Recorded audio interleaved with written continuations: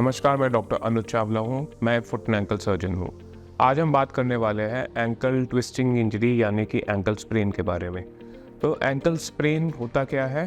जब आप अगर चल रहे हैं किसी भी उबड़-खाबड़ जगह पे और आपका पैर कहते हैं ना मुड़ जाता है या मोच आ जाती है, तो उसमें एंकल स्प्रेन बनता है। तो नॉर्मली वो मुड़ता ऐसे है कि अगर ये पैर है, ये पैर का बाहर का हिस्सा है, तो ये पैर ऐसे करके मुड़ता है।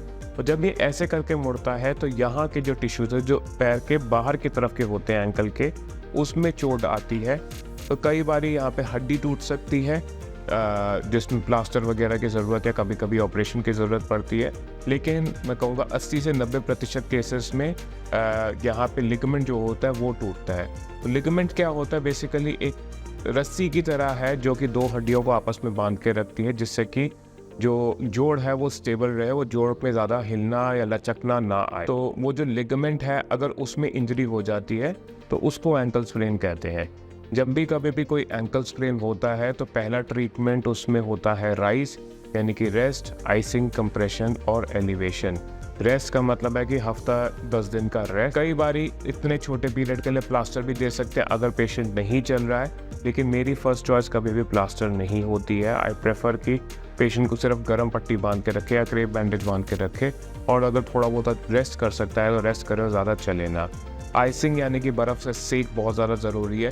कोशिश करो कि एवरी 1 to 2 आवर, हर 1 से 2 घंटे में 10 से 15 मिनट के लिए आइसिंग करी जाए, ताकि उससे वो एरिया नम भी हो जाए, उसका पेन भी कम हो और स्वेलिंग भी जो है वो भी कम हो। गरम पट्टी और उसके साथ साथ एलिवेशन यानी कि पैर को उठा के रखना है। शुरू के 1-2 हफ्तों में जनरली यही होता है, और उसके बाद डिपेंडिंग अपॉन कि कितना पेन है, पेशेंट अपना जो है और ज़्यादा चलना फिरना शुरू कर सकता है। एक एंकल ब्रेस आता है या एंकल स्टिरअप आता है जो कि एंकल को बांध के रखता है, पकड़ के रखता है, और एंकल की मूवमेंट अंदर बाहर की जो है वो नहीं होती है। वो ज़रूरी होता है शुरू के 4 से 6 हफ्तों में, ताकि वो लिगामेंट अच्छी तरह से हील कर जाए। अगर दिक्कत ज़्यादा है और स्टिफनेस है या पैर में कमज़ोरी आ गई है तो फिजियोथेरेपी का बहुत ज़्यादा बड़ा रोल है।